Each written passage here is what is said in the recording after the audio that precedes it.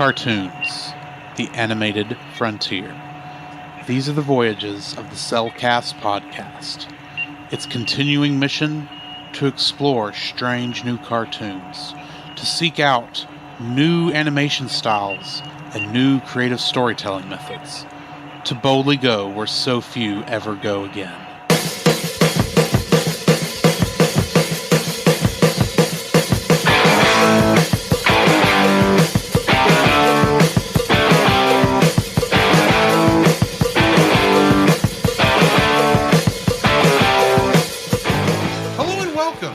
Episode of the Cellcast. Joining me today is a man who's about as mad as a hatter. Welcome, Jacob.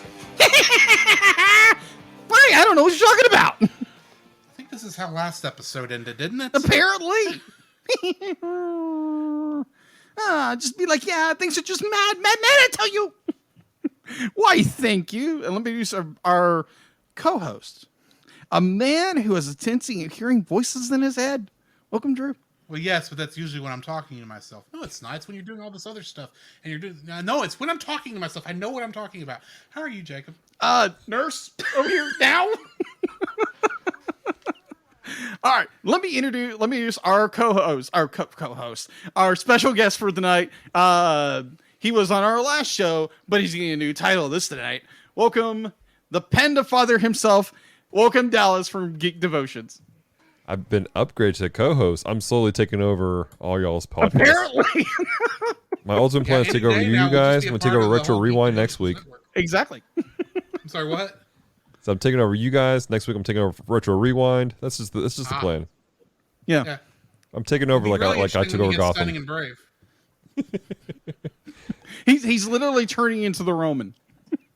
We got that's this. What it is. He's consolidating all the power of the podcast and turning it all into just one empire. The entire Culture Box Media Network all under one thumb. Yep, exactly. And ironically, it's not Francisco's. Francisco's my Maroni. Oh my gosh. I think we've said his name enough. He ought to be showing up any second now. Shots fired. Quite literally.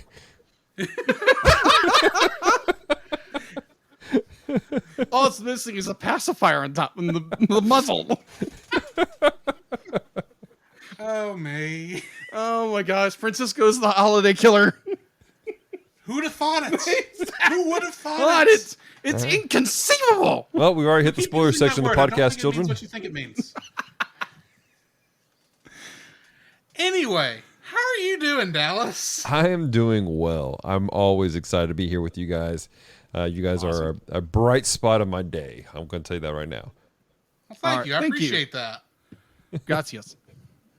So, have you been able to come up with any additional questions to ask him for the interrogation? Honestly, no. I think it's more of like the getting into the interrogation of the torture of what we do with guests. Dallas, now that we have solved who the holiday killer is. Not that we'll be spoiling it on this episode until after the spoiler warning. Exactly. Now that we understand who the holiday killer is, I don't know how to proceed with that. You just started a question without knowing how the question was going to end. It's ADD. It's called a thing. But no, it's like going into the world of Batman: The Long Halloween.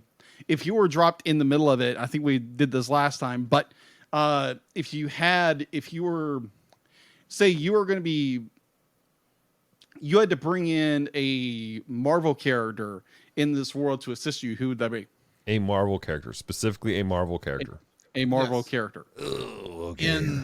In the Long Halloween, or no? Yeah, in the Long Halloween world. Yeah. In that what Marvel character would be best to add into the Long Halloween? Oh my goodness gracious. Man,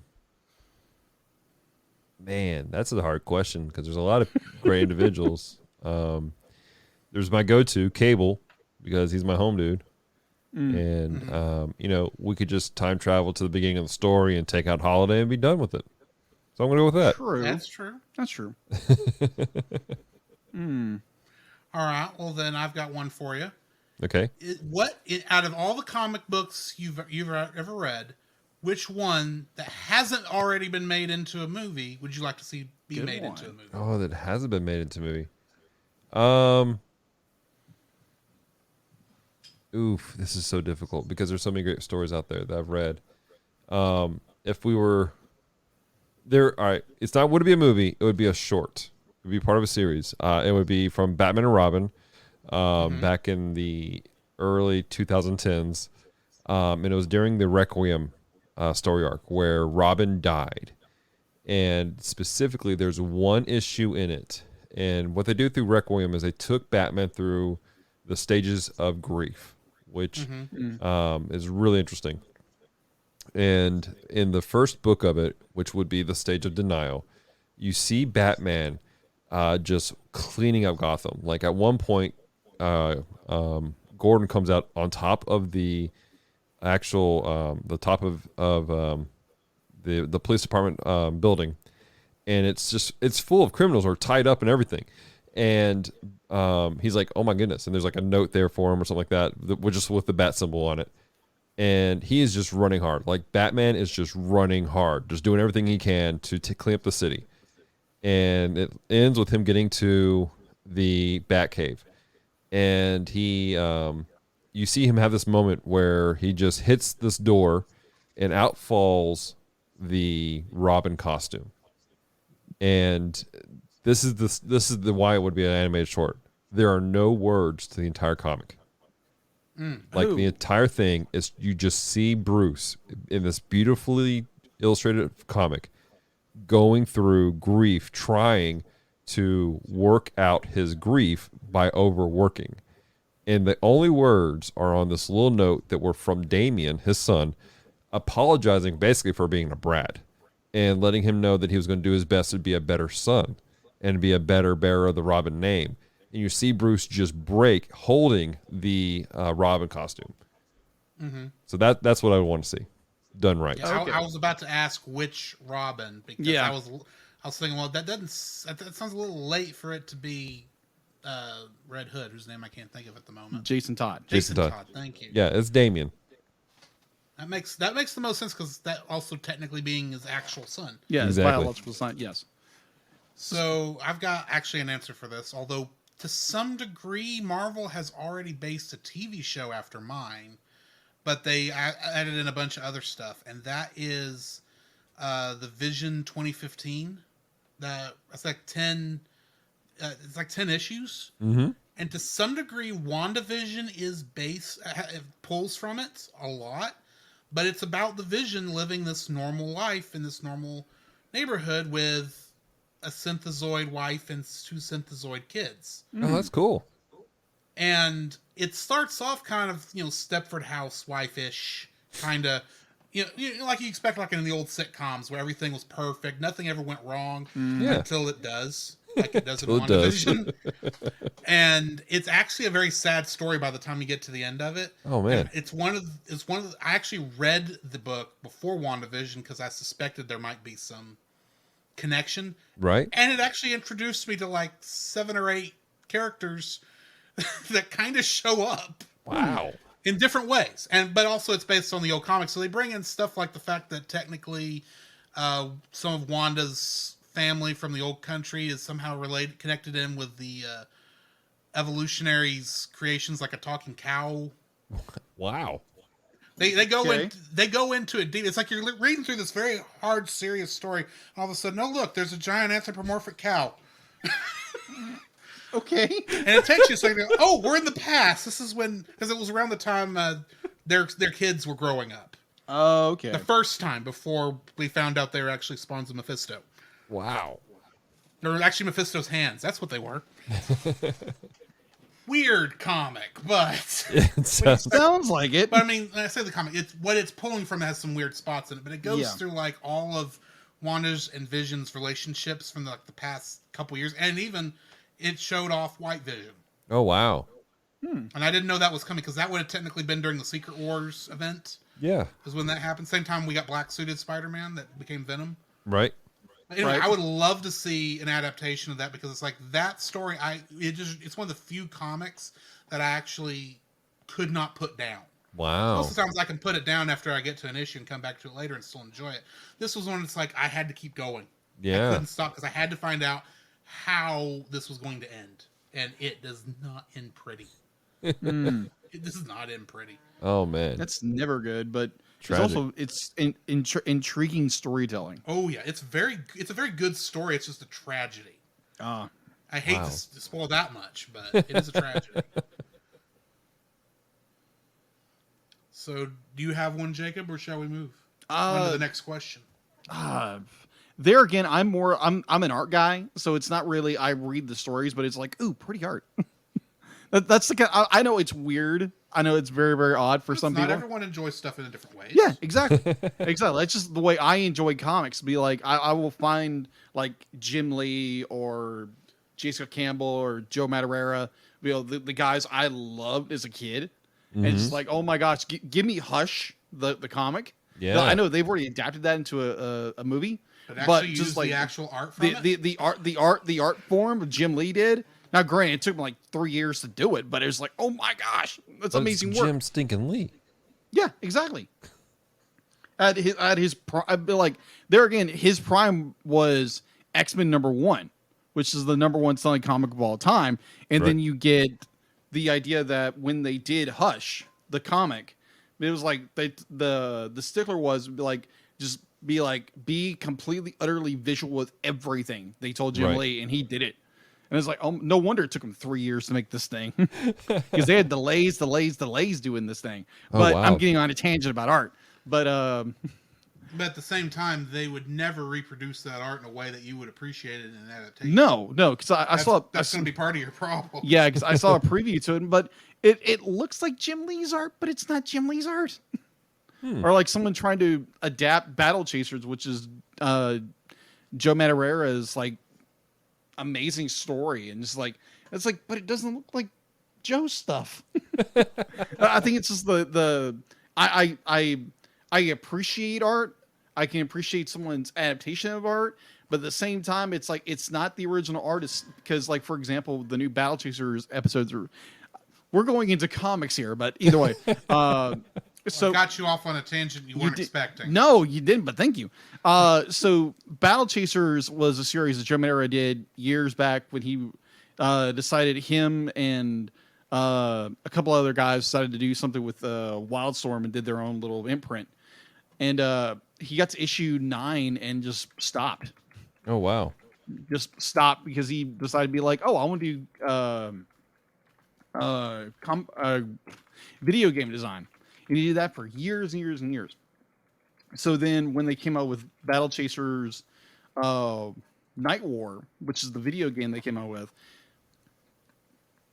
they did a Kickstarter, and it's like, okay, if you do this tier, which is like $150 to $200, that Joe is going to do the art for issues 10, 11, 12. And so you add, like, this thing kickstarted with millions and millions of dollars to get funded like that. Wow. But it turns out Joe Madureira couldn't do the art because he was so busy with Steamship, his game developer. Right. And that made so many people mad. It was people were like, I want my money back because if Joe's not doing the art, I don't want it. I mean, we pay But for the a guy product. they're doing is Lugo. He's a Joe Madureira. He's kind of a clone, but he's got his own style. So it looks like Joe's, but it's got his own style to it. And it's like, okay, issue 10, be like, Lula's doing the art. Let's go. Because I'm more like, okay, be like, you get a simulation of what Joe Madureira would do, but at the same time, it's someone else is doing it. And I'm like, okay, cool. I'm not one of those be like snobs, be like, if it's not the original artist, I don't care. kind of thing. But it's more, I'd be like, I understand why Joe Madureira is not doing it. Right. But at the same time, be like, come on, man, just do a cover. That's all I ask you to do. Just do a cover. He'll probably wind up doing a cover, but I'm really excited. But I'm there again. Yeah, you think? I'm geeking out about every little 8-bit frame they come out with. It was like, No oh my shame. gosh, this is amazing. No shame, bro. There again, I'm the artist. I'm the artist that loves just art. So I see like any bit of art that's coming out of this and be like, okay, I want to buy this now. Where is Right. it? Come on. But yes, I digress. Yes, that's my art soapbox is over. Which had nothing to do with the question asked. But No, that's fine. that's fine. You would have been thrown over the bridge, Jacob. In Monty Python. What's your favorite color? Let me tell you about art. That took me a minute. I'm still like, huh? What? For Monty Python. Oh. The Bridge of Death. Oh yeah. That's what I would have been thrown over. About halfway through that, you would have been thrown over. 'Cause Yes. you'd have given up ever finding anything. Yeah. Anyway. It's ADD. It's called squirrel. Where am I going? Anyway, continue. I don't know if I have another interrogation question. Do you? Me either. All right, well then let's just move into what we've been watching. Yes. Dallas, since you're our guest, why don't you go first? What have you been watching? Watching, honestly, since last week when I joined you guys last, the only thing I've watched is The Long Halloween Part 2. But it's been I've been slammed. However, I did play some new video games this past weekend. I played Uncharted. I started doing it's Uncharted 1. I got the Drake collection. Right. Nice. And so started playing that this weekend, and it's pretty fun. I enjoyed it. And I also played Hollow Knight, which was really fun this weekend. I did that for my friends over at Victims and Villains for their 48-hour live stream they did. Awesome. So, and Hollow Knight's fun. I don't know if you guys have had a chance to play it, but it's a fun little game. And what's really cool about it is there's a version you can get. I haven't looked into it yet, but like if you stream it on Twitch like I do, your audience can actually affect the game. Like they can change the gravity and cause certain power-ups to take place while you're in the middle of doing stuff. And so it becomes kind of a community event. Nice. That would sound interesting. It is. You might get frustrated in your own audience. It's like, guys, stop. That I is already part know of what it. it's like. And everything fell over. That was my bad. I got it. Come here, Patsy. Where'd you go? It's all right. Down there somewhere. We'll worry about that later. I'll find him later. There you go. All right. Jacob, what have you been watching? What have I been watching? So, we rolled to go visit a friend of ours. He had just had surgery, Yes. and thankfully everything went fine. So instead of doing our normal Bible study, it was like, so what can we watch? Because we had one of our friends who is not big into anime, which is perfectly understandable. And we're like, what can we watch? What can we watch? And so Chase brought up this movie, which is like, he said this was his favorite film of all time. And it's called Remo Williams, The Adventure Begins from 1985. It is a interesting movie. It is. It's a good 80s action flick. Yes, agreed. But there's just enough. I haven't watched a ton of 80s action flicks, admittedly, but this one did seem a bit goofy. Just a little bit. It gave you just enough plot to actually care about things. Yes. Because most time in 80s films they don't give you.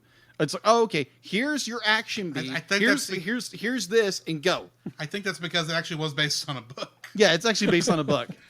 And I was very shocked by that. I was like, wait, they're actually giving you a plot Wow. in an 80s action movie? Wait, huh? Those happen But some of sometimes. it's more like it makes no sense. Except Oh, for you mean like the incredibly smart dogs who knew how to lower oh a my ladder? gosh, the Dobermans. The Dobermans in this movie were great because We're sitting there watching this, and Remo is running along this catwalk essentially, and one dog jumps up and grabs the edge of this ladder with his teeth, and the other and the other one jumps up and grabs the other one, and Pulls it's it just enough that they lower it down. And I'm sitting there going, I don't think any dog I've ever looked at was that patient to wait for his friend to grab the other one to their wake and pull it down. Not to mention the fact that at that point, you could tell those dog heads were They're puppets. hand puppets. They're hand puppets. But the one that just broke me, it was the one where Remo is like, he walks across this little tightrope just to get across, and you're like, there's no way. Because I'm thinking, like, everyone in the room's thinking, like, there's no way this dog can do that. It's like, dogs can do that. So this, No. you know, this little dog is like walking across this tightrope. If you remember, I said, you said, someone said that dog's not going to walk across that tightrope. I said, he doesn't need to walk across the tightrope. As super powered as these dogs are, they can leap that distance. That is true, but it was so funny. And then you had the master who was just like, the Korean master. The Korean master. Oh my gosh, this master of the kung fu that all the other kung fus are descended from. Yes. According to the story. Yeah, Chun, played by Joel Grey. I don't know his name. Yeah, that's the actor's name is Joel Grey. But he does such an excellent job. He's like serious guy, doesn't crack jokes at all. They're like just there's all these great one-liners, and the fact that the woman who plays Captain Janeway, Kate Mulgrew plays the love interest, and she is in full Janeway mode the entire movie. To the point where half the time she was getting ready to go do something, and I just went into my Janeway impressions. I might need to go find some coffee. And there's one moment in particular where our main hero he's Wonder Dog because he's gonna go save the day, and Janeway or Kate Mulgrewn's character is sitting there. She's talking her head off about something, and Chung just literally grabs her by the neck. She goes, Lesson number 34. We never saw past lesson 5, technically. No, we didn't. But then Drew said something very like a certain character wish he would have known that group. I said, I bet Chakotay wished he knew that move. Oh my god! gosh. When I'm watching a movie that is that ridiculous, it doesn't matter how good it is. I have 2 little robots talking in the back of my head. Fair. I grew up watching Mystery Science Theater 3000. There's no shame with that. No, there's not. So we watched that and just like, okay, that was interesting. That was funny. I actually posted on my my letterbox, so that was funny. And then I started watching season 2 of MacGyver, and it's just like I love MacGyver. I always have loved MacGyver. Right.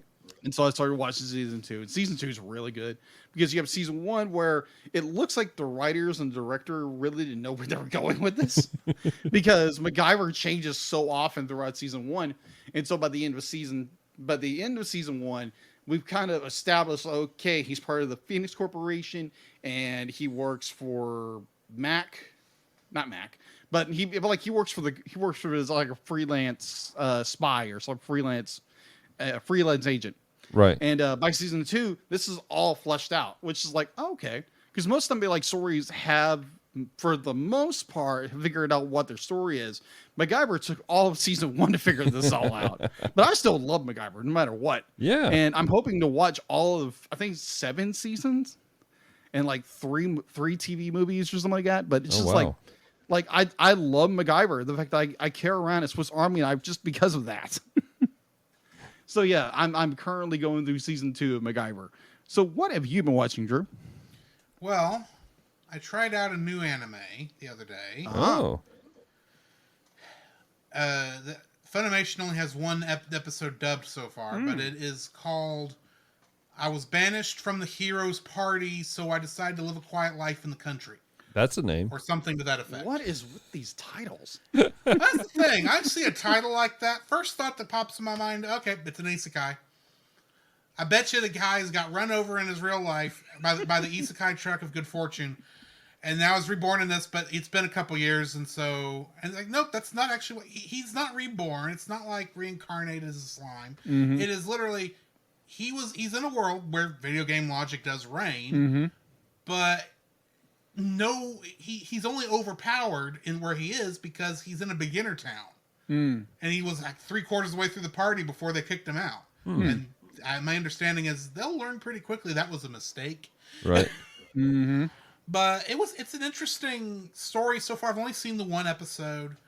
I don't know quite where it's going yet, but where it started, I thought it feels like it's an interesting take on an isekai by cutting out most of the stuff of isekais that are dull and overplayed at this point, and actually doing what we all came here to do is to see how is this guy who's slightly overpowered gonna get through the day. So I appreciated that, and then I watched episode 6 of Way of the House Husband after I found out there was 5 more episodes. Come on. I enjoyed what I saw, but episode 6 was not the best episode. I don't know if maybe I wasn't in the mood or the first part of it where he's gets dragged up on stage on a essentially a Pretty Cure play. That was funny. But the rest of the episode is like, this feels like you're retreading. When he started doing the tea ceremony, I died. Yes, that was hilarious. Done, man. Because here's the thing: it's not that him doing that is hilarious. It's the fact that I've been on stage. I know what it's like when you've got a set thing you're supposed to do, and I can just imagine how lost all 3 of those actors were during that entire sequence. And I watched a little bit more Cowboy Bebop.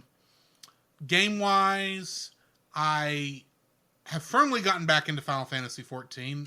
Kind of need to get caught up before the end of November, considering the new expansions coming out, which I just forced Jacob to watch the trailer for, even though he has no context for anything in that trailer. It was gloriously good. Yeah, it's a great trailer. You should go give that a shot. The expansion's called Endwalker. Just look for the US trailer. It's a good little trailer.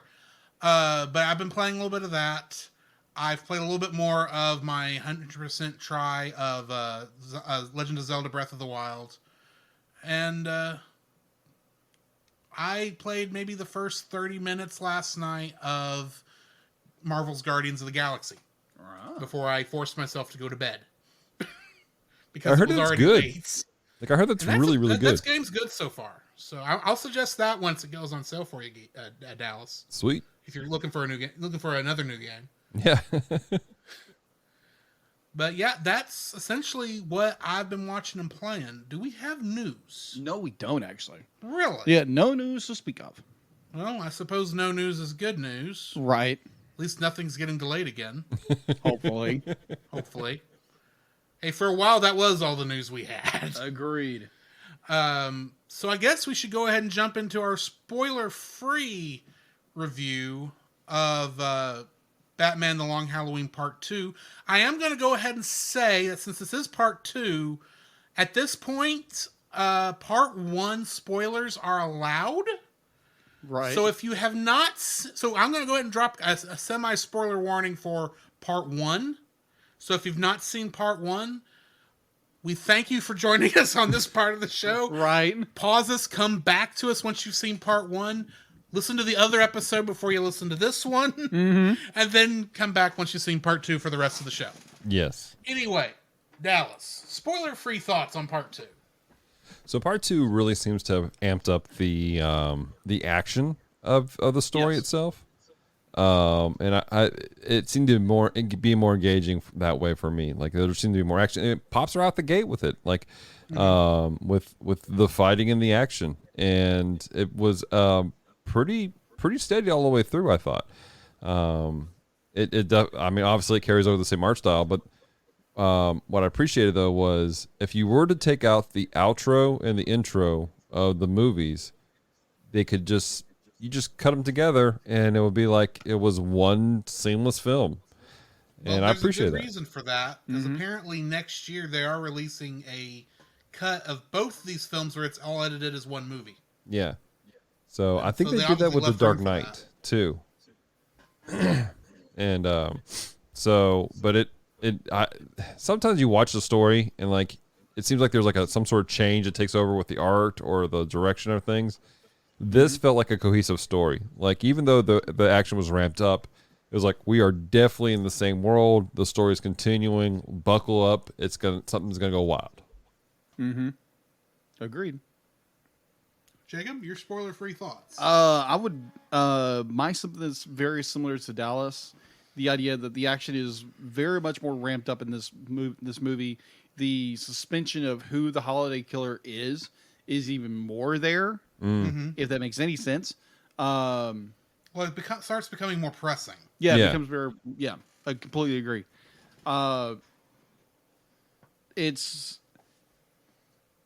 It gives you. It's like, okay, we think we figured it out. Then it's like, no, and it's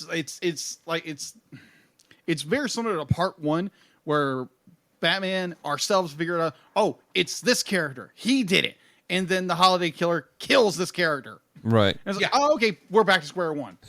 and then after credits scene just kind of throws everything for a loop. Yeah, pretty much. I was like, wait, what? They brought in her? Really? Wait, I did say part one spoilers are allowed for this. Yes. It's Poison Ivy. Yes. She shows up and it's like, okay, what are they going to do with her? I got a spell on you. This is not Hocus Pocus. Such a good movie. It is a good movie. I can remember to watch that this month. But you got a week. Yeah. You got 1 week, man. Pull this off. That's true. It's not hard. All right. So yeah, that's my definite spoiler-free explanation of Thoughts on it. Yeah, there we go. I'm so scatterbrained today. How about you? Really? You think? Anyway, my spoiler-free thoughts on it. It is, like we've been saying, it is a continuation of the part one story. That little bit of a thrown for a loop is nice because at least it gives you some suspense. I've got some other thoughts on that later. But, and bear in mind, I know this can be edited easily into one whole movie. I'm still kind of looking at it as two separate films. But this was just a nice conclusion to the story. I thought the origin story of one particular character who can be seen on the cover of the movie. Yep, that is was true. done very well.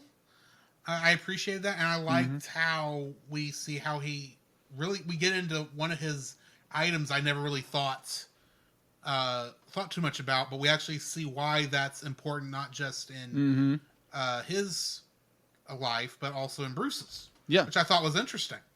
So yeah, that's my spoiler-free thoughts on A Long Halloween Part 2. Bear in mind, while the first one was PG-13, this one's rated R. I was going to bring that up.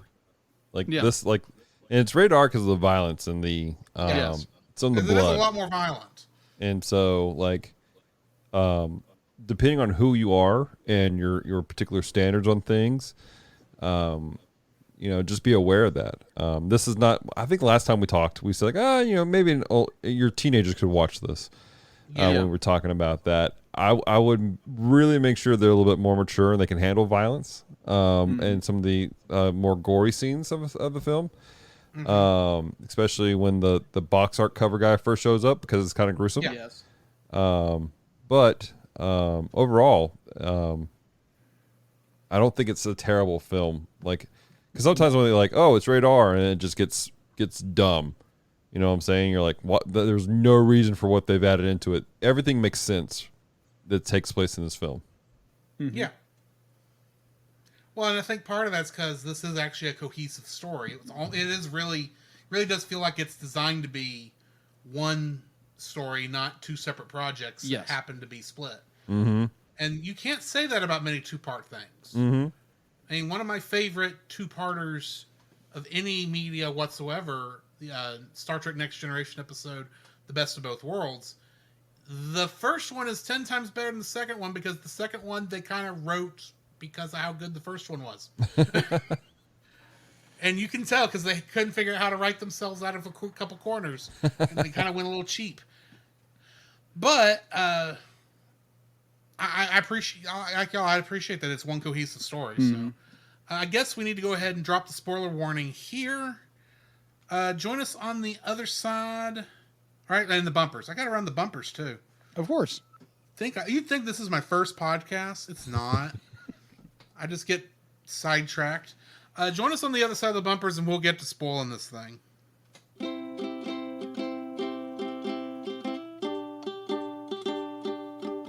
Don't forget that you can download? Don't forget that you can, don't forget that you can listen to us record the podcast live every Tuesday over on our Facebook page, The Cellcast, our Twitch channel, The Cellcast Gaming, and on YouTube at Cellcast. Also, don't forget to join our Patreon if you would like to support us monetarily. At $1, you'll get our everlasting thanks. At our $5 tier, you can get some artwork from Jacob. And at our $10 tier, you can get bloopers for every episode we've released that I've remembered to release them for. And you can get commentaries from different movies. So come check us out over there if you would like to support us financially. This podcast is part of the Culture Box Media Network. For more great content like this, go to the website in the description. There you will find other great shows such as Geek Devotions, which is a collaboration of devoted geeks that are devoted to letting people know that they are loved. They produce a weekly geek culture infused devotional, their podcast Com Talk, and written articles, all designed to encourage and challenge people in the geek community, bridging the gap between their faith and their geekdoms. You can find their content specifically at geekdevotions.com. Do you like trivia shows but wish you could stay a little longer with the contestants? Do you wish that if those contestants didn't know the answer from memory, they could Google the answers? Do you love finding out how many of certain objects fit between the Earth and the Moon? And do you want a game show that is completely unfair? Then might I suggest the Raw Quiz Show, where Ryan Ashley Wall pits and competes against 5 different combatants each season to see who is the true trivia champion. And you can find it over at Pop Americana, which the podcast you're listening to is also a part of. Go to the link in the description to find out more.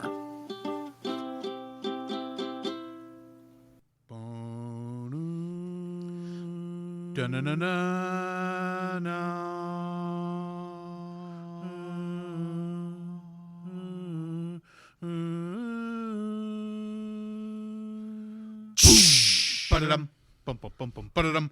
The following is a spoiler-filled review for Batman: The Long Halloween Part 2. She is the vengeance man. He's the knight, so you better watch out. Listener discretion's advised. Batman: The Long Halloween Part 2 was once again directed by Chris Palmer, who directed Voltron: Legendary Defender, and it was written once again by Tim Sheridan, who also wrote Scooby-Doo and the Curse of the 13th Ghost. And it was once again based on the graphic novel by Jeff Loeb and Tim Sale. Getting into the cast, I'm going to quit saying once again, just so you know, some of these are the same people from part once one. again? Yeah, once again. That might be the name of this episode now. Jensen Ackles is Batman and Bruce Wayne. And, of course, he played Dean Winchester in Supernatural. Josh Duhamel played Harvey Dent and Two-Face. And in the Taco Bell Web of Fries commercial... Oh, my gosh. He played the hero and Clara's father, which is technically the same character from 2 different commercials. Naya Rivera, once again, played Catwoman and Selena Kyle in her final acting role in this movie. And, of course, she was Santana Lopez in Glee. Troy Baker returned as the Joker for 3 lines. Yes. And all of them in the background. But he was voiced, he also voiced Kanji Tatsumi in Persona 4. First new actor in this, Layla Berzins, was the voice of Sophia Falcone. Mm-hmm. And in the video game River City Girls, she played the first boss, Misuzu. Really? Yeah, kind of a gorilla of a girl. So she plays big women. Apparently. Ah. Apparently. Billy Burke is once again Commissioner Gordon, and of course he was Charlie Swan in Twilight. Zach Collison played young Bruce Wayne, and he is the voice of Steven Universe in the television show Steven Universe. Really? Mm-hmm. Interesting. Elisa Diaz played Renee Montoya, and in the 2012 remake of Red Dawn, she played Julie. John DiMaggio played the Mad Hatter, and in Adventure Time, he is Jake the dog, but I know him as Bender Bending Rodriguez in Futurama. Oh, Futurama. David Dalmatian, which once again, I apologize that I'm probably saying your last name wrong, but he played Calendar Man, and of course he was Polka Dot Man in The Suicide Squad. Robin Atkin Downs was the voice of the Scarecrow and Thomas Wayne, not the same character. Two different characters there. And in Star Wars, I think in Clone Wars Rebels and one of the newer shows, I can't remember which one, he is the voice of, and I just lost it on here, Cham Syndulla in Star Wars. Oh. Okay. I have no idea who that is. Do you know the Twi'lek pilot in Rebels? Yeah. Her father. Oh, okay. Alistair Duncan is playing Alfred Pennyworth, and of course he was Sullivan Brimbor in the Middle-earth Lord of the Rings games. Gary Leroy Gray is playing Pierce again, and he was AJ in The Fairly Odd Parents. Amy Landecker is once again Barbara Gordon, and she was Barbara in Troll Hunters. Julie Nathanson was Gilda Dent. Are we safe here to actually do a spoiler, you think? Yeah. And the Holiday Killer. Dun, dun, dun. Like, And yeah. she was Holly Tuell in Final Fantasy 15. Jim Peary, who is the voice of Sal Maroni, was the voice of King Regis Lucius Callum in Final Fantasy 15. Katie Sackhoff was the voice of Poison Ivy, and along with Star Wars: The Clone Wars and Star Wars Rebels, in Star Wars: The Mandalorian, she plays Bo-Katan. Okay. You haven't gotten to her because you still haven't watched season 2. Exactly. What? Yeah. Loser. I know. I'm behind. He doesn't have Disney Plus because he doesn't have internet. I You have Disney Plus. I have but Disney Plus. You don't have internet. Yeah. So you can't watch it on your nice big TV. Yeah. Let's just pause the podcast. We'll just take a break. Everyone go watch it right now. You're already at Drew's crib. He's got it clearly. Yeah, I've got 4K. We can watch it in glorious HD. I can wait. I can wait to finish this HDR. podcast. Yeah, Just HDR. a couple of hours. Yeah, we'll come back to it. Yeah, it's only going to take us 5 hours. Yeah, we'll do it in the morning time, guys. 5 Right, a.m. right. Good for you guys? Right. But Fred Cottesior, who was the voice of Solomon Grundy, was in this one, Bored on a Monday. and the whole kit and caboodle. Yes. And in Star Trek Lower Decks, he is the voice of Lieutenant Shax, my favorite angry Bajoran. If you have not, I'm guessing, Dallas, you've not watched Lower Decks yet. I have not. You need to. It's funny. It's fun. It's Okay. fun. It takes itself just seriously that it can be in canon, but it takes itself just not seriously enough that it's really fun. I'll have to check I it out. can't explain any better than that. I work under the thought process that what we're watching is actually like a hollow novel based on these characters' actual lives. So there's a real story back there, but it's based on their their log entries. Right. And so it goes off on these weird tangents because that's what the log entry talked about because they're lower deck people. Right. And then last but not least, Titus Welliver was the voice of Carmine Falcone, and in Harry Bosch, he played Harry Bosch in Bosch. I've still not watched that show. Me I either. have no idea. So, Kingdom Hearts connections. John DiMaggio, who was the Mad Hatter in this, played Jacoby, one of the zombie pirates in the Pirates of the Caribbean world in Kingdom Hearts. Okay. Robin Atkin Downs, who was the voice of Scarecrow, is both the voice of Davy Jones from Kingdom Hearts 3, and Luxord, a recurring character throughout the series. Layla Burnsens was the voice of Sophia Falcone, and she has additional voices in Kingdom Hearts. And then once again, Fred Tatasciore, who is Solomon Grundy, played Kevin, Flynn, and Clue in the grid level of Kingdom Hearts Dream Drop Distance. And yeah, that's it. Okay.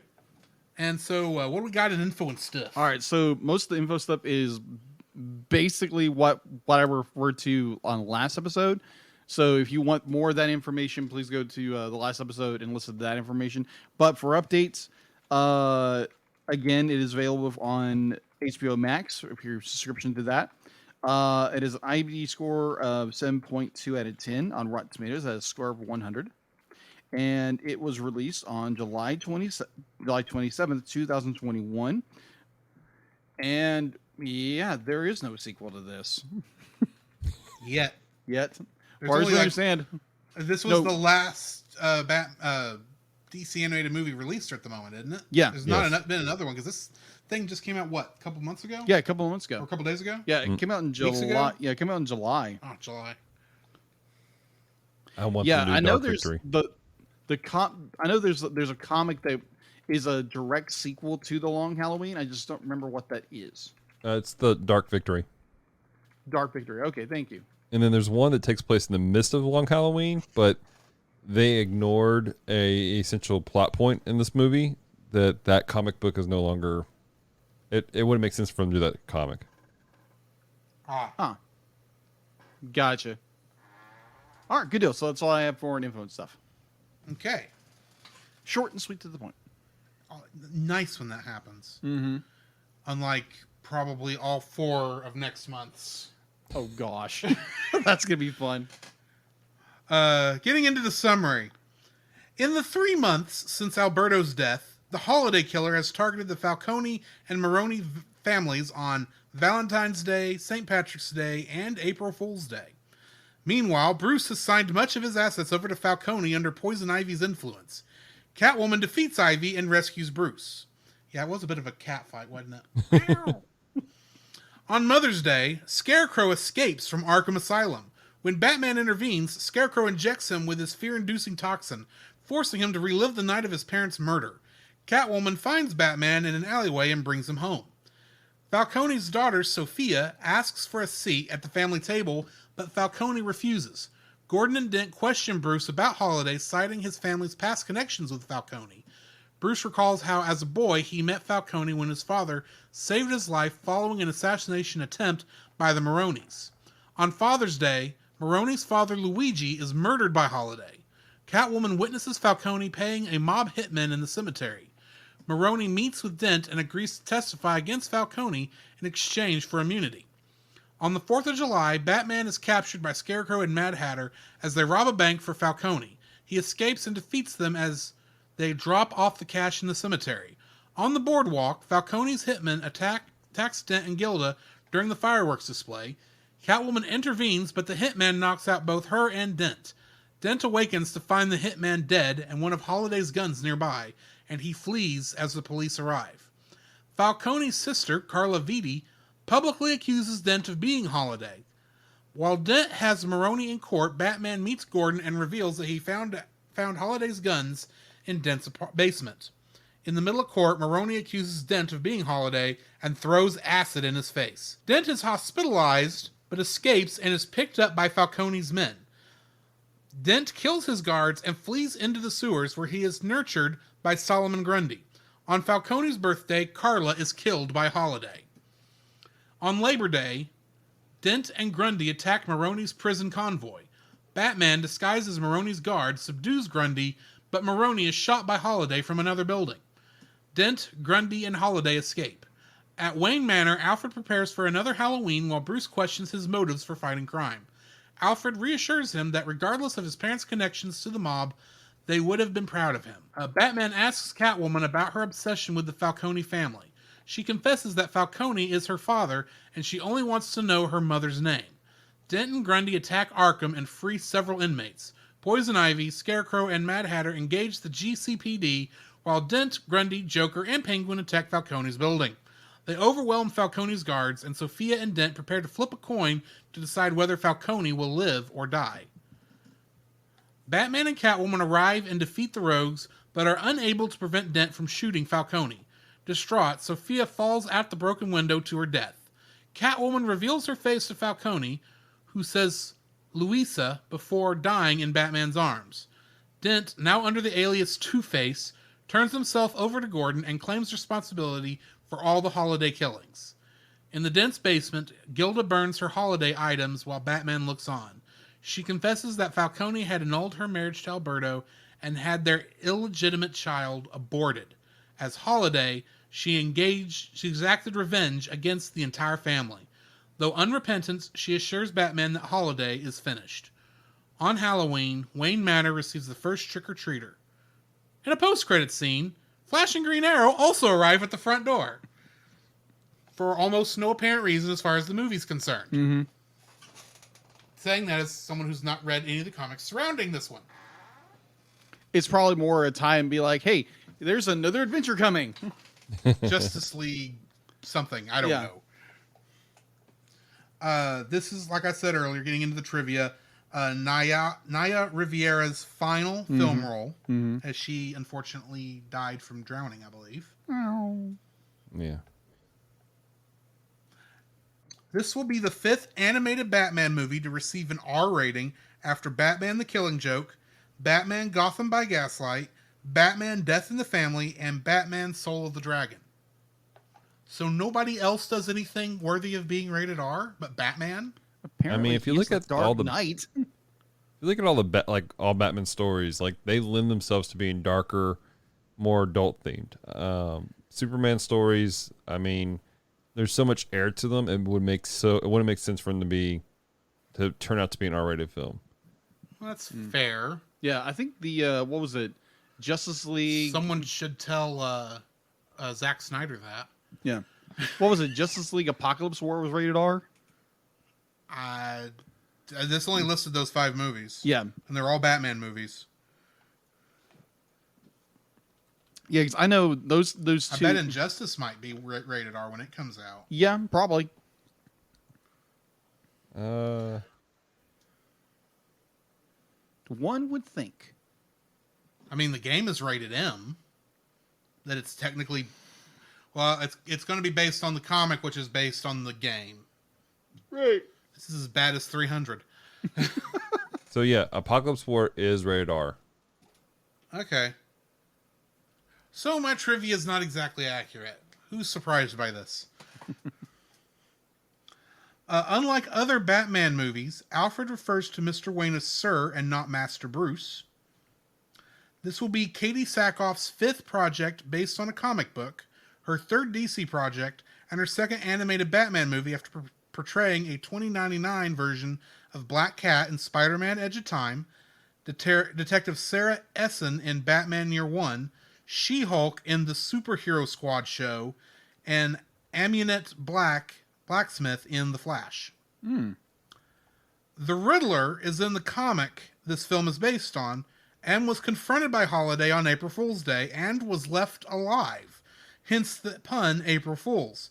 His appearance was left out of the film. In the comic story that this is based on, Alberto Falcone was revealed to be Holiday. Dun dun dun. He confesses to his father that his new reputation as Holiday makes him much bigger than him and all the gangsters in the mob put together. Alberto then tells his father that the days of the mob controlling Gotham are over and that freaks like himself will be the ones to control the city's fate from now on. Also, Gilda Dent claims that she was Holiday because she wanted to try to end Falcone's hold on Gotham and reduce her husband's workload so that they would have time together. She has the wild suspicion that Alberto was lying, instead choosing to believe that Dent himself had taken up the killings on New Year's Eve and that the two were finally working together, sharing secrets together. Nevertheless, she is content with Alberto as their scapegoat, knowing the authorities are incapable of finding the other Holiday killer without Dent on their side. Knowing that Dent is not really insane and can be cured. Gilda states that she still believes in Harvey Dent. In the film, Gilda confesses to Batman that she was Holiday.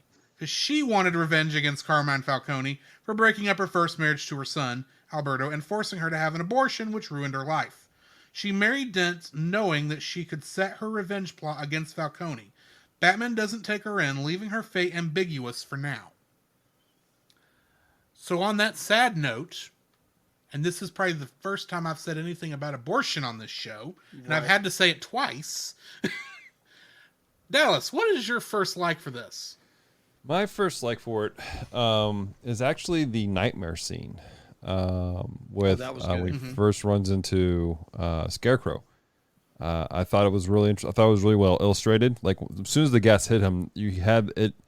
It was the same style, but the way they did it, there was like a shift in it where it was really dramatic and very interesting, and it felt differently. There was like a grain to the whole thing, and then going over to where the end of the nightmare scene where he's in Crime Alley and he's reliving the death of his parents. I thought that was a great way of cresting off of that terror into just the somberness of what he truly fears, which is not being able to stop this type of thing from happening again. Jacob, your first like? My first like would actually be mine. I'd be like at first it was gonna be like the continuing story, but that's more of a given. It's really really well done. The performance of Jason Ackles. I'm hoping I'm pronouncing his name right. His performance as Batman definitely is. Dallas just described the nightmare scene. It's the fact be like he comes up to Alfred and be like, "Where's mom? Where's mom?" I'm like, "Oh my gosh!" I was like broken. that was moving. That was like, "Oh my gosh!" And Eccleston just did an amazing job with that. Like the sense of vulnerability and brokenness, and like a young boy looking for his mother. And it's just more like it crushed, and I was like, "Oh my gosh!" The fact to be like he's gone back to the night his parents died. He's relived that, and like he's wanting his mother, and like this was on Mother's Day, if I remember correctly. In the chronologically, it was during Mother's Day, and I'm like, that was just beautiful. And Ackerson just killed it. And like he does an amazing job. The voice talent in this movie is incredible. But Eccleston does an amazing job of his emotional range in here, where you'd be like you get the like extremely angry, very emotional. You get the Dark Knight where it's just like everything's smooth and be like the emotions level, but then you get those highs and lows of the emotion. It's just like, oh my gosh, it's like bravo Eccleston, very good job, Right, incredible job. My first like is actually that it's more of the same from part one. The fact that you can literally put, and they're designed to flow from one movie to the other. You cut out the credits from movie one and the closing credits from movie one and the opening credits from movie two, and just smack them right together, and you've got the continuation of the story. Yes, and it works beautifully that way. You get the same art style. Unfortunately, you get the same animation style, but I'll talk about that later. yes. And you get the mystery moves cleanly throughout the whole thing. You're still trying to figure out who the holiday killer is. There's points from the first part that finally start coming. There are things in the first movie that kind of felt like weird. Why would you include this? Because you wouldn't include it in a standalone film, but they pay off here, and I appreciated that. I appreciate how we finally get to go into some backstory between the Falcones and the Waynes, because we really didn't get a chance to go into that in the first part, but we got to go through it here. It really feels like we're watching the second half of one movie, and I appreciate that they go to that much trouble, because nothing says they had to do that. They literally could have done part one and come back years later and do part two, and for not been able to get half the people back, because that's how this stuff works. And I can very easily see Warner Brothers doing this, but thankfully they did it. They were smart and pulled a Lord of the Rings and did all of this at one time. right. And I appreciate that. Agreed. Dallas, what's your second like? My second like like you, I struggle with the art style. But there are key moments where the art style looks really, really smooth and great with certain scenes. The Catwoman and Ivy fight, it worked really well, especially right at the front end. The ending fight where Batman and Catwoman are fighting the Rogues Gallery in that dark cloud. I really enjoyed those scenes. Artistically, they looked great. Like they felt like this is what Batman should be. And I've mentioned this before. Definitely where most of the money was spent. Right. But I said this before, I struggle with this art style. This new DC animated universe, I really dislike it, and I really disliked it in the Superman. But I think this art style lends itself more to darker scenes and darker characters. So it works a little bit smoother here, and in those scenes specifically, it really shined. All right. I'll be getting into more of that later because I have some opinions. Yeah. Jacob, what's your second like? My second like it merges with the concluding, the not concluding, but the After credit scene? after the credit scene, but the fact that we get more of a, like, obviously we in part 1 we get to know Harvey Dent, we know something's going on, something's amiss with him. If you didn't know who Harvey Dent was in the first place, now you start to really understand. It's like, okay, as his wife says in the end, at the very end of the film, it's like Dent had not been broken by this world, and you see that brokenness. You see a man who is under the strain and pressures of the world, and the fact that it's implied that he was the arm behind the holiday killer. But it's this constant stress of the inner demons, and the fact that the Two-Face emerges through that with the acid thrown into his face. And I'm just like, the storytelling is amazing of his transformation into Two-Face, and I thought it was very well done, very well executed. And there's so many little moments where it's like Harvey starts hearing Two-Face, and it's like, oh, okay, that's where they're playing with it.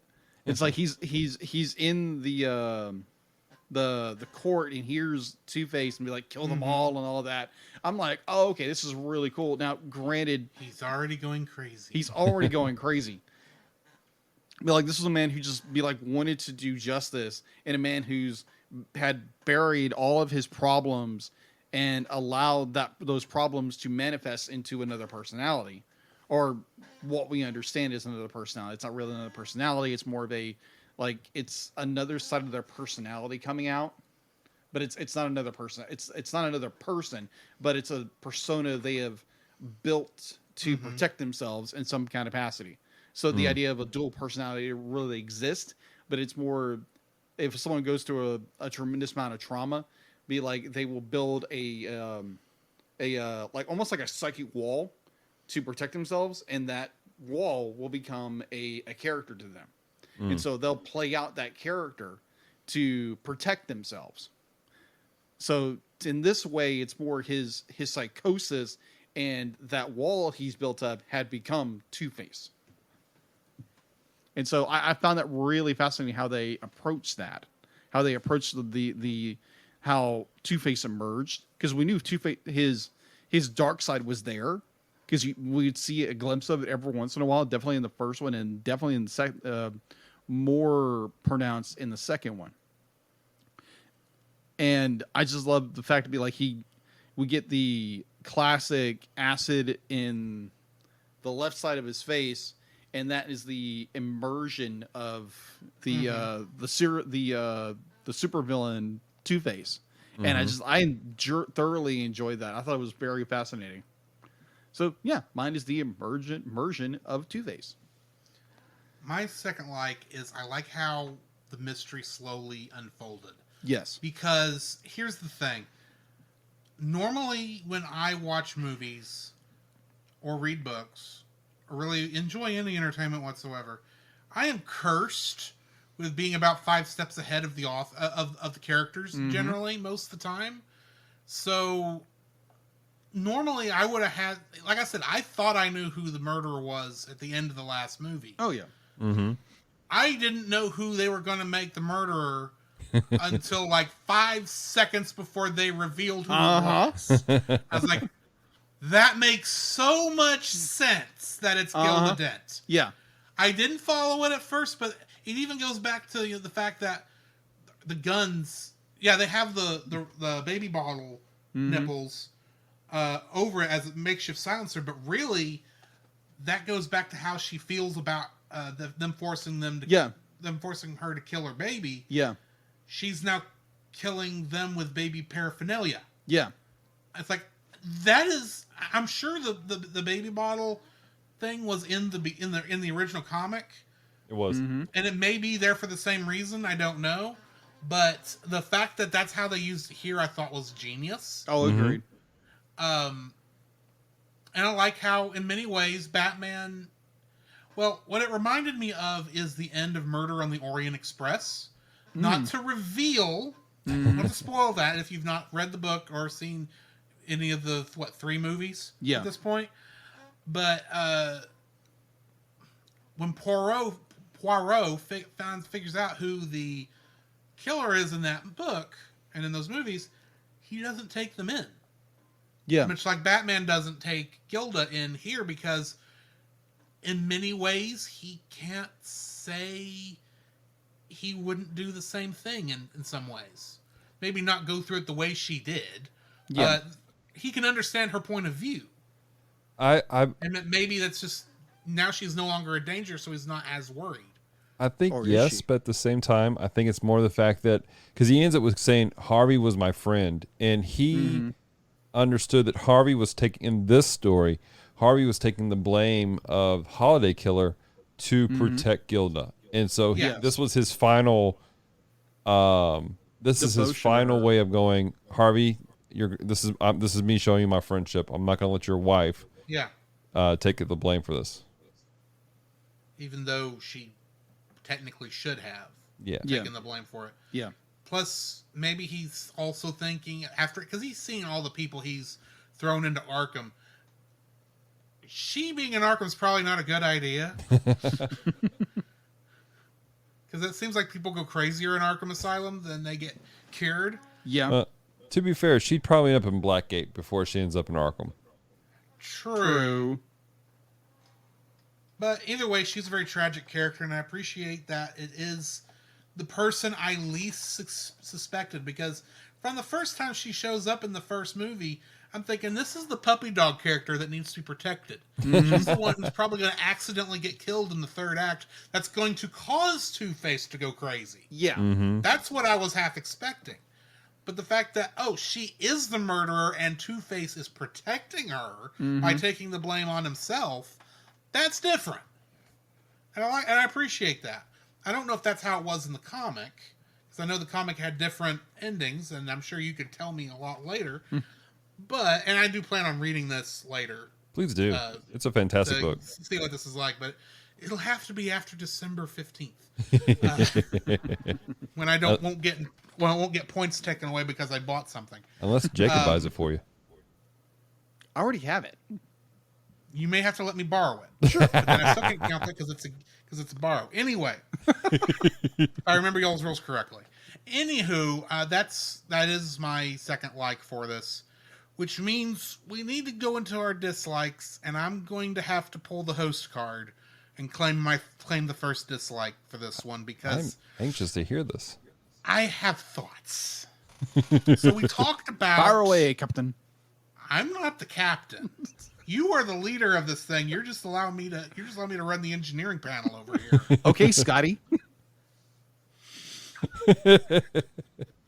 I don't think she can do it, Captain.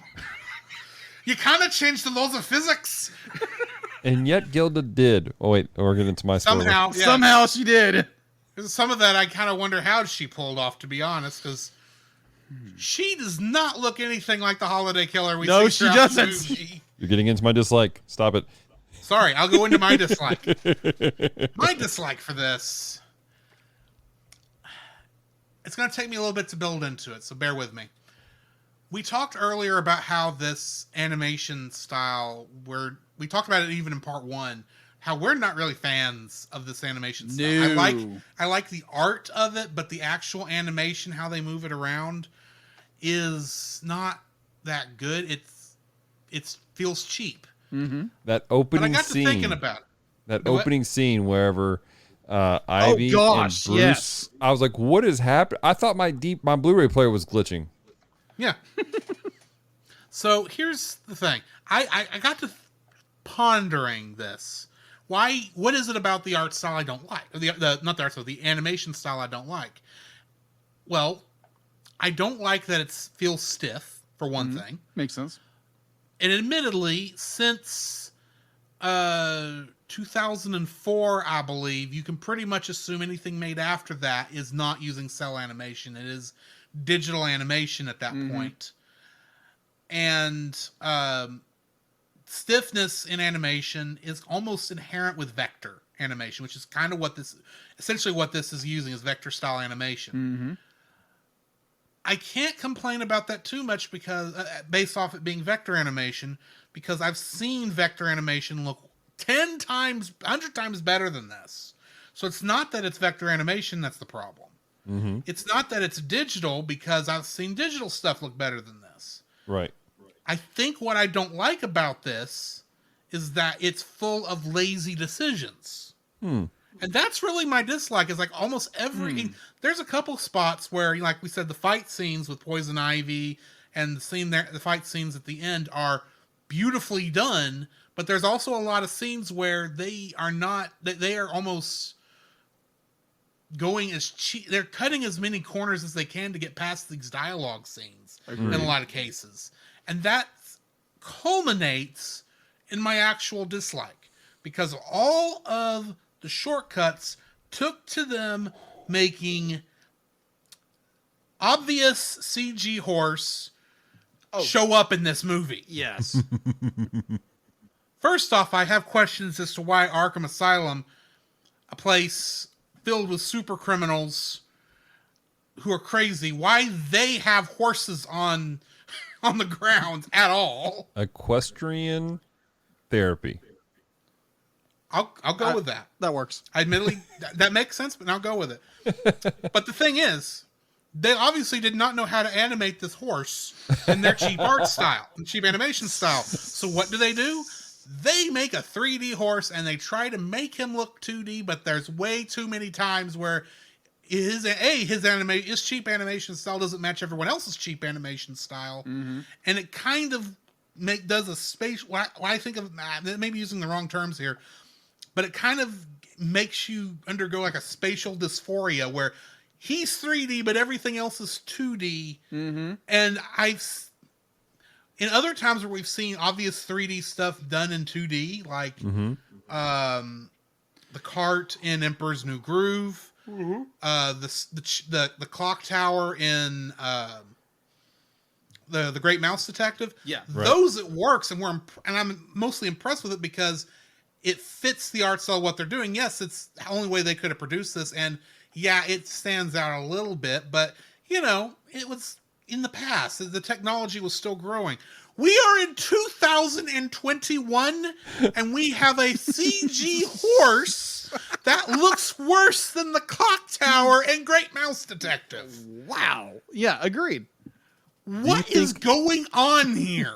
Do you think Because that's why here's there the was thing: if this they'd have weird made it shift? fit better, I would live with it. I wouldn't care. If it only showed up when Batman was under Scarecrow's fear toxin, and Right. this was some strange fear-induced hallucination of this 3D horse in the 2D, I could live with that because I can rationalize that. This horse is 3D throughout the whole stinking movie, no matter how Batman's feeling. Agreed. Right. And I'm still looking at it going, why? Why did you take such a cheap route with this horse? And I know this is a stupid thing to get hung up on, but that is the most offensive animation I've seen in a long time.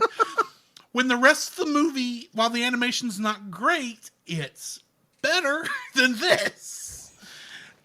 And that's just the stupidest turn I have ever seen a movie make with its animation choices. Because it's not even cell animated, it's 3D cell shading on this thing. Yeah. It looks Right. like it belonged in Spider-Man Enter the Spider-Verse. And it doesn't work. It wouldn't work in that movie either, but it definitely doesn't work here. It's true. Anyway, Oh my. rant over. Who would like to say their next disappointment, since I went out of order? Go Dallas. All right, so my next one is since we you kind of tapped on it earlier. Gilda doesn't make sense for any of the animated scenes where we see the murder Holiday at all. Her body does not fit when you see him in the grove at the murder of Maroney. You don't see it when at the death of Alberto. Killing Alberto didn't even make sense. There was no explanation for that whatsoever. If this was a man she loved, it doesn't make sense for her to have killed him the way she did. Yeah. I can take that she killed him because she was mad at him for not sticking up for her. I can maybe? see that. But at the same That's time, the be like, closest I can get, though. yeah, but like, go ahead. I was just, it just didn't work for me. Like nothing. And again, it was, I get that they wanted to change the story for their reasons. And it was a great, like, oh my God, Gilda? Really? Like it took me by surprise until like right at the end when he started questioning the whole Oxford thing. Yeah, That's that was whenever good. I was like, oh, it's Gilda. It's not Dent. That's what they're going with it. But even with that, it's just like it didn't line up. What were you gonna say, Jacob? No, I was when you mentioned the Oxford turn, I was like, oh, okay. That's when it started turning like who the Holiday Killer really was. But yeah, I totally see your point because like looking at the way the comic, like understanding how the comic ended originally and how this ends, it still makes it throws you for a loop. It's like, okay, it's the wife. I understand her motivation, but the idea of does she don like this big suit to become the Holiday Killer? Like in every scene, it's a guy who's built like Harvey Dent. Exactly. Who's tall? She went to another production there on the Warner Brothers grounds and borrowed Brain's suit from the Pinky and the Brain show. And somehow she's able to fit in there. That's what happened. That's the only way to explain it. Like, because again, every time you see the animation of Holiday, the body type does not line up. I don't care what she has to grow an extra like what 2.5 feet, 2 feet. She has to bulk up. I mean, there's some big shoulder pads she's wearing. 6 inches shorter than Harvey. Yeah, she's a very petite woman, and my thought was it's the fact that like she convinces Harvey or at least his Two-Face side to go do the deed. So that's why you see a man as Holiday. Sophia was a better body size for the Holiday Killer than Gilda. Yes, agreed. But it's just I completely see your point. That's because she's a giant ape of a woman. Yeah, I wouldn't call her a woman. I mean, like an ape. Let me rephrase that. Yes, please. Let me rephrase that. Please call her a woman. I wouldn't call her an ape. Admittedly, I may have overstepped my bounds there. Right. But maybe a bit. I mean, she's a large Italian woman who would bench press you, Drew. Yes. Exactly. I really shouldn't be saying anything because she could kill me. Yeah, very easily. She break you like sparrow over over knee. What? You talking about crushing a sparrow edge between my thighs? Exactly. That's what I'm trying to say. Lord. But anyways, that was my issue. Was Gilda like the animation did not make sense for them to depend on her. The way it plays out in the comic, it makes sense for you to go, oh, maybe, but not the way they played off in here. Not at all. Yeah, agreed.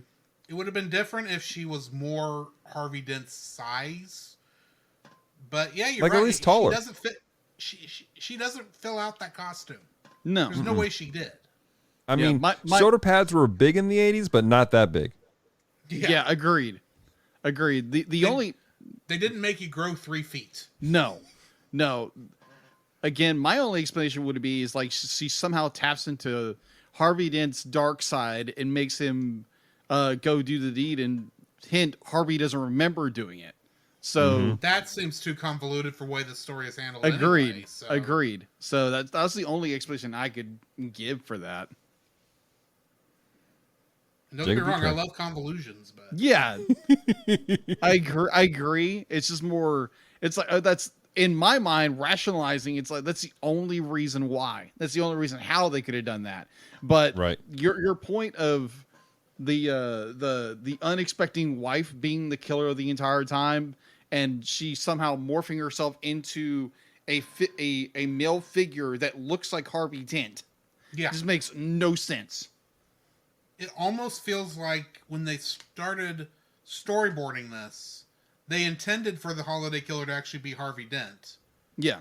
But then somewhere over the course of the story, they changed it to Gilda, but it was after they had done all the rest of the animation for it. It's almost what it feels like. If they had kept Holiday in the shadows, where all you saw was maybe the hat, maybe the back, or the glove, the sleeve. Yeah.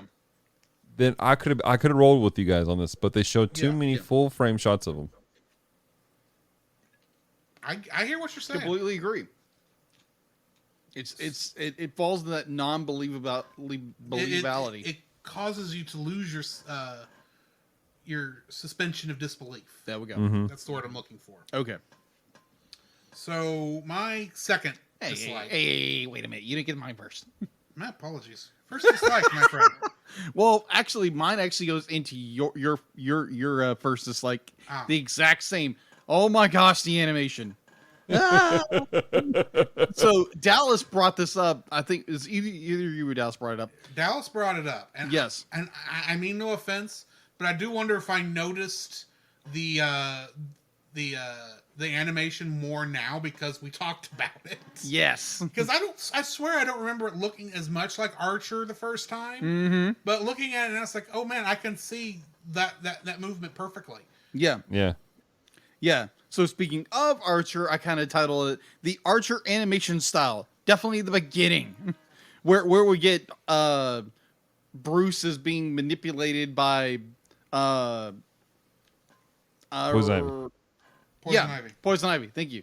I went brain fired. Like, what the character's name again? But Poison Ivy. I'm looking at like, oh my god, like the huge thick lines for the outline of the characters. I'm like, this looks terrible.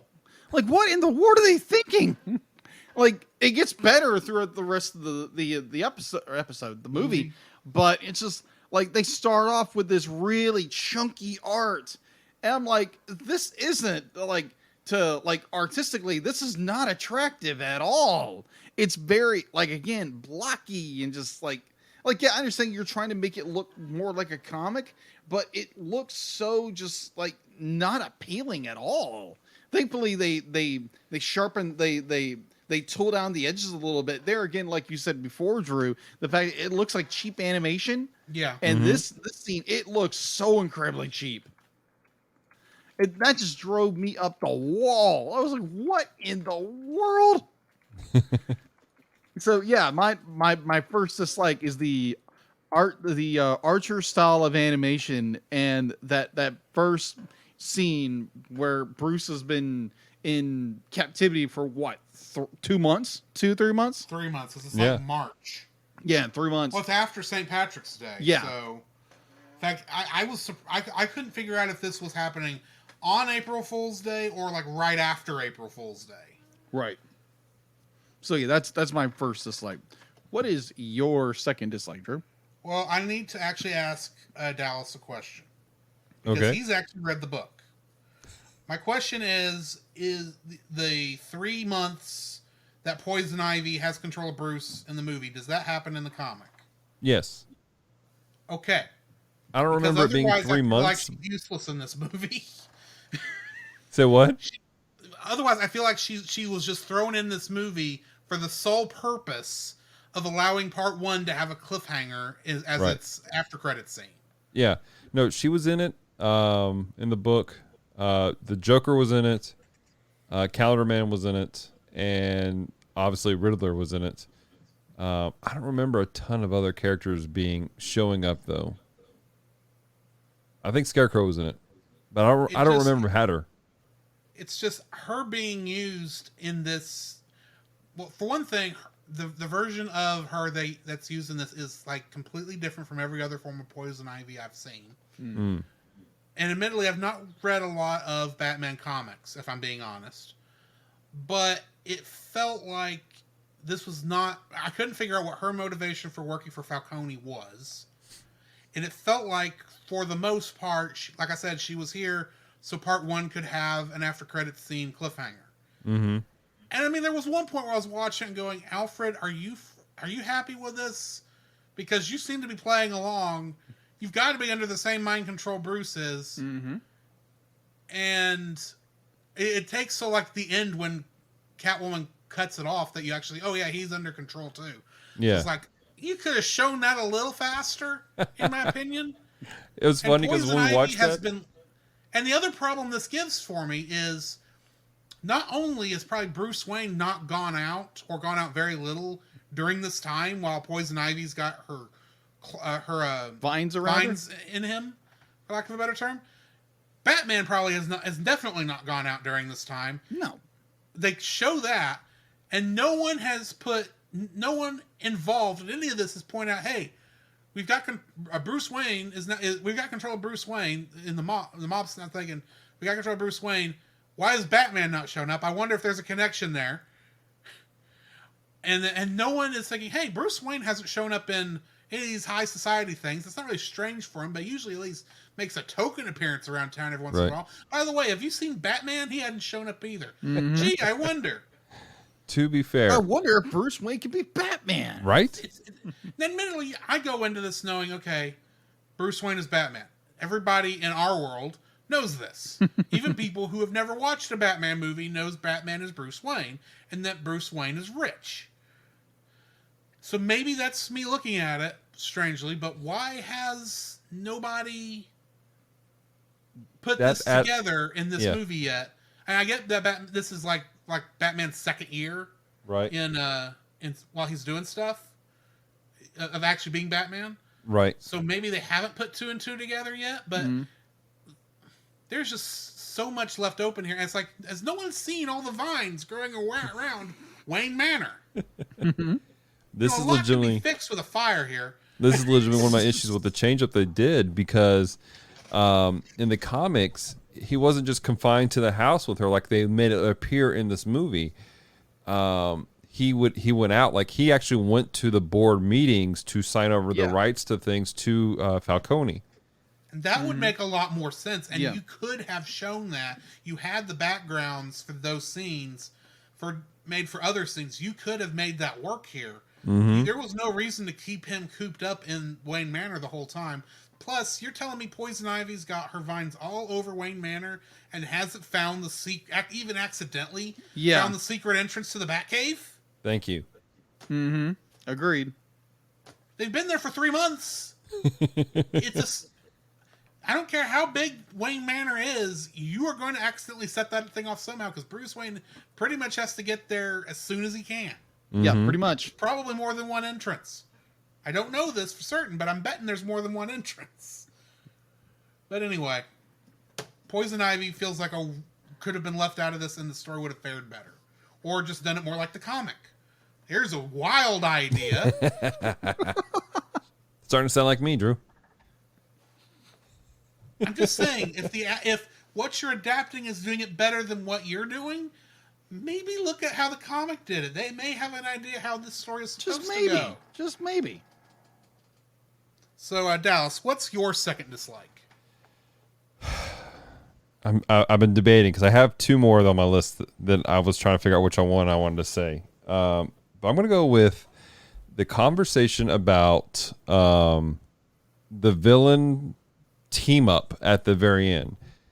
Again, it doesn't work with the world that they've established. I don't care that he freed them from Arkham. These are the villains that Harvey put away himself. They're not going to work with him. They're not going to want to help him. I would agree. Yeah. he's still an unknown quantity to them. He is the new guy if he's actually on their side. Exactly. It just made no sense. There is a specific thing there's several things that took place in the comics where because there was a team up at the end of the villains, and it made sense because of some backstory they built up. But here, nothing. It's just like he formed the Dark Avengers. He's like, let's go kill Falcone, and that was it. And it didn't make any sense. So that's one of my biggest. That's one of my dislikes about it. It's just the villain plot. The Rogues Gallery has been such a big plot hole issue the entire time that we've been doing of this entire film, and it annoyed me. The fight scene was cool. It was fun, but it just doesn't work. It falls if you think about it. Yeah, it does make you think when you said that. There's so many little plots in this movie. They just once you start rationalizing them and start breaking them down, it makes no sense. Right. So there you go. All right, Jacob. Mine kind of goes to a question. All dislikes are great. They are very valid in themselves. Mine is primarily a question. All right, so at the very end of the movie, Batman confronts Harvey's wife. What's her name again? Gilda. Thank you. So he confronts Gilda, and she says, yeah, the long Halloween is over. The holiday killer is done. But is she? Yes, Batman does not turn her in because Harvey was a beloved friend of his.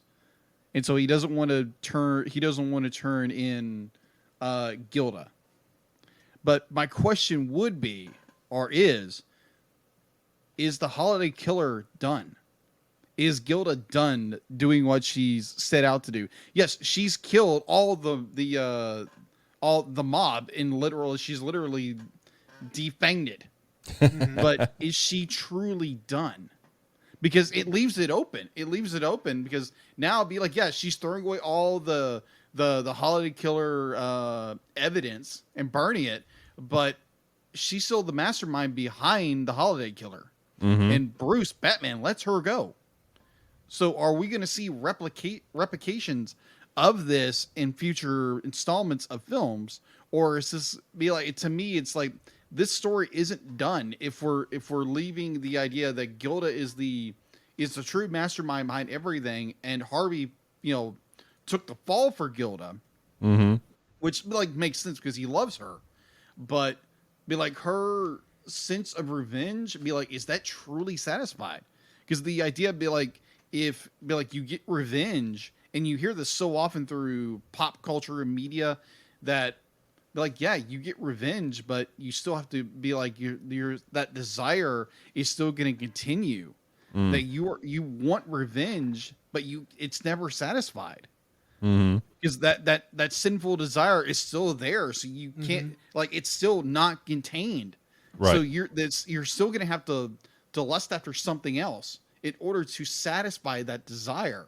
So my question still remains: is Gilda, the holiday killer, finished? I don't think so, because it leaves it up so ambiguously that it could be she could still go kill more people to satisfy that desire or that revenge that is still unfulfilled in her life. Yeah. Right. So that's my question. So I don't think it's done. Well, you know why ice cream and revenge are the same, are similar? Because they're best served cold. And they say revenge is sweet. Yeah. Yeah, that is true. Ice cream is like revenge because revenge. They're both cold and best served. They're both best served cold and they're sweet. Agreed. So anyway, sorry. Yeah, just how this movie ends and understanding Bruce's perspective, how much he loved Harvey to death as a friend, and he just lets Gilda go. And to me, looking at it from a Christian perspective, no, she's not done, because there's no way on earth to be if you've had this desire to kill Yeah. an entire family. And she's completely unrepentant about it. No, she's too. not. Yeah. She's completely like, it's like, yeah, oh yeah, he's be like the killing's done, but is it? Right. I don't think so. Because the way this movie is left open, it's like they could simply go back to be like, nope, Gil becomes the holiday killer again, or be like, they could do all kinds of stuff with this story. It just, far as I understood with the comic, the forgotten son is the killer, Yeah. and what is it? Harvey takes the fall. It's yes and no. It's kind of ambiguous. Yeah, it's supposed to be ambiguous. It's ambiguous, but We know at the same for sure time, that what? Good. Go And ahead. we know for sure that the son was the holiday killer, Yes. which in that of itself was one of my problems with this movie series was Falcone was not a butthole towards his son, as we saw in those movies. In the comic books, he generally loved his son, but he thought his son wasn't strong enough to be involved with these things. And also in the comics, he brings in Sophia. In fact, when Sophia goes, "I want to help," he goes, "Your family needs you," and she's now on the hunt to find out who the Holiday is and to get rid of Holiday herself, which was another slap in the face of Antonio because he wasn't allowed in the room. He wasn't allowed to help the family.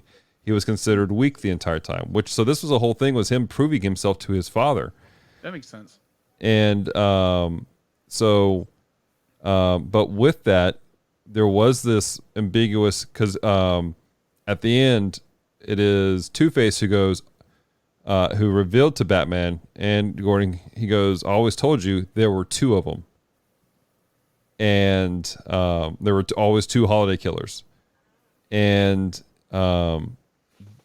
Gordon and Bruce, and this is what, change up, Gordon and Batman, they assumed he was just talking out of his head as if he's obsessed with twos now that he's Two-Face. They never came to the conclusion about Gilda. Gilda happens basically in an after credit scene of her doing that in secret. All right. Yeah, that makes sense. It's just the way this movie, the way it ends. It's like, Yeah. okay, yeah, I get you. There again, there's a lot of how if you dissect this movie so much, it breaks apart, and there's just. I like the movie; it's great, but when you dissect it, it's just crumbles. Yeah. It's a fun movie, but Yeah, well, I'm not going to go further because I'll give my rating. all right. Well, in that case, if we're ready, we'll move into the ratings. Yeah, Dallas, what is your My rating, again, trying to understand, this was a fun film. It was enjoyable. But when you take the step back and look at everything that's going on, there's a lot of major plot holes that bothered me. So I'm going to give it 7, maybe a Okay. 6.5. 7. Jacob? Going with a 7. okay, going with 7.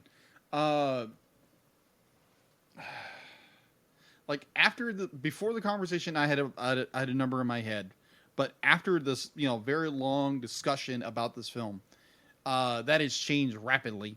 So, which is always good. It's always good when you have great conversation. It changes your perspective on things. Sure. It helps you understand things better. This is why I generally don't put a number on it till it's my turn to say something. Right.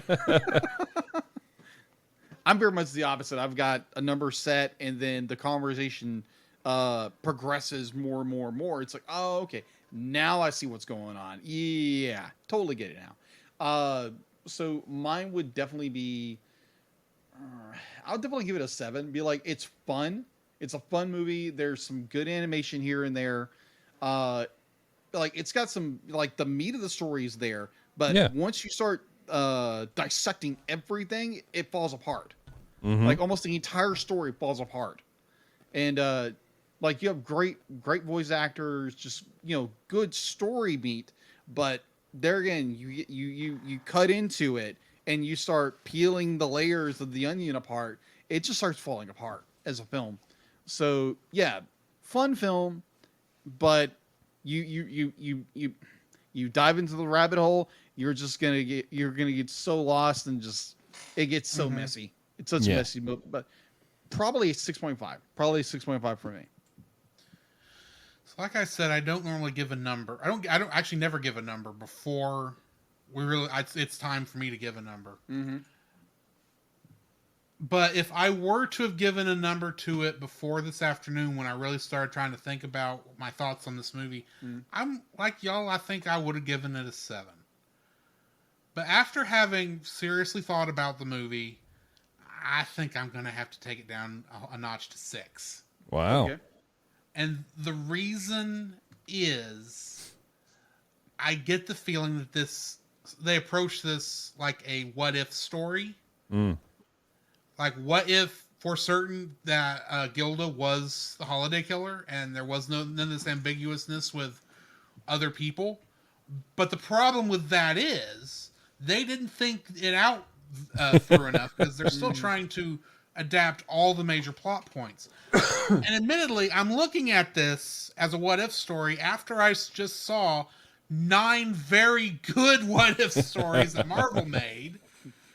And I'm looking at this going, y'all, this did not put as much thought into this as y'all really should have, because you leave too many things to make you think, even after they reveal Gilda is Holiday. Right. There's still too many, nothing of dense possibilities is resolved away. Right. Nothing of the first movie's version of, what is his name? Alberto. None of that clears up either. It still feels like they are also the holiday killer. Yeah. Right. Which It's supposed to be her then throughout all the holidays, right. but they make it feel like they left in all the red herrings that didn't resolve themselves. When you have red herrings, you're supposed to resolve them to make it so like, of course, that couldn't have been them. Right. But they left it open enough where it still feels like it's them. Mm-hmm. And I'm still looking at What If, that show, and thinking they did 9 stories, actually 10, but one of them got pushed off till season 2 for it to actually be released. Right. And they did such a good job with all of them that I can't look at this and going, y'all should be paying attention to what Marvel's doing, because they just showed y'all up. Yes. And admittedly, they were telling more original stories, so they had to put more thought into it. But if you're adapting a story and you've decided you want to make one person specifically the killer, you better adapt the rest of it to where it feels like by the time that's revealed, it makes sense that she's the only person who the killer could be. Absolutely. And they didn't do that here. And that's my general thoughts on why it's a 6. So, real talk, if the horse wasn't so bad, would it have been a 7? No. If the horse wasn't there, it might have gone up to 6.5. The horse knocked it down along with this other thoughts of the mystery being completely poorly written. Oh, Hey, they could have gone more cheaper. They could have just created a character with coconuts. That would have made it better. That would have made it better. It would have pissed the fans off royally, but that would have made the film better. Make it a parody of itself. Have the Mad Hatter just following the scarecrow. Yes. Yes. That would have. Yeah. I'm now picturing this: the Mad Hatter actually being in the harness with coconuts. Oh, Francisco's going to love this. Anyway, that brings us to the end of another episode, which means we need to talk about what we're reviewing on our next episode. Which our next episode, now that we're moving out of Halloween, we are moving into our yearly tradition of Ghibli and Miyazaki month. Mm-hmm. Let's And our go. first movie for this month is going to be Pom Poko. Oh. Nice. Another movie that we suggest you don't let your kids see. Because even though it would have worked fine as a kid's movie in Japan, there are some cultural differences that I'm going to suggest don't work over Yeah, here. apparently they're very large too. They're tanukis. Just Google search what tanukis are famous for in Japan and we'll move Yeah. on. Yeah. In Japanese culture. Yeah. But anyway, before we leave, I put on Facebook today a trivia question. And, or in the day of recording, I put a trivia question in here. I'm going to read it right quick. What was released on November 5th, 2004, that is generally considered the last major production in the United States using blank prior to the video game Cuphead? Any ideas? What was the game or the? It was a TV show. I'll give you that. I'll be that nice. TV show. It was an episode of a TV show. Traditional animation? Not going to answer actually here. Okay. Oh. Next week, I will Gotcha. reveal the answer, but I wanted to go ahead and read the trivia question. I got you. Good call. Dang. So join us next week for that, plus our review of Pom Poko. I think I would know this by now. Come, Jacob. We must prepare for next week. Prepare for what, Drew? The same thing we do every week, Jacob. Record a podcast. Oh, boy. Where can we find you at, Dallas? You can find me at geekdevotions.com, where my wife and I, we're the co-creators of Geek Devotions, where we take geek pop culture items like movies, video games, and comic books. We use them to let people know that they are loved. We do that through weekly devotionals. We do it through a podcast called Calm Talk by Geek Devotions. A new podcast that we just started called The Bottom Shelf, where my friends John Haryu and Kevin, the Dapper Man himself, review terrible movies so that you don't have to watch them. And yeah, that's pretty much all of our stuff. Find us on Facebook, Instagram, and Twitter. Just look for Geek Devotions. Awesome. So we're glad you were able to join us. Thank you, Dallas. 2 weeks in a row, Dallas. It's been fun. That's more than I could have asked for me, even though I did ask. You had to put the insanity of us two. Hey, you guys are fun. I love you guys. When you put yourself up for this movie, I got to think, does he mean both? Does he only really want to review one of these two movies? Surely not, but I'll double ask, and you said sure, so Hey, we thank you for coming on. Yes, very much. Thank you. when it comes to Batman, I'm all game. When it comes to hang out with you guys, I'm always game. Alrighty then. So join us next week for Pom Poko, and until then, this has been Drew, This is Jacob. and we'll catch you in the next frame. So where can they find you, Jacob? You can find me on Facebook at Jacob B. Heron, also on Facebook at Jacob's Daily Art Corner, where I try to draw each and every day. I don't get to it as often as I like, but join me there. Also, you can find me on Instagram at Jacob B. Heron, on Twitter at Jacob Heron, and Letterboxd at Jacob Heron. So where can they find you, Drew? You can also follow me on Letterboxd at ggeorge759, Facebook as Drew Dodgen, my Facebook page where you can see pictures I've taken at Drew's Photo Bin. You can also follow me on Twitter at ggeorge759. You can email us at thecellcastpodcast at gmail.com. You can also follow us on Twitter at cast_cell. You can follow us on Twitch at twitch.tv/thecellcastgaming. You can also follow us on YouTube at Cellcast, Listen to our podcast on Apple Podcasts, Google Play Podcasts, Stitcher, Spotify. and your favorite podcast directory. You can also listen to us on the Movie of the Week podcast with Jim Heron, where we talk about live action movies. And remember, Cell is a single L.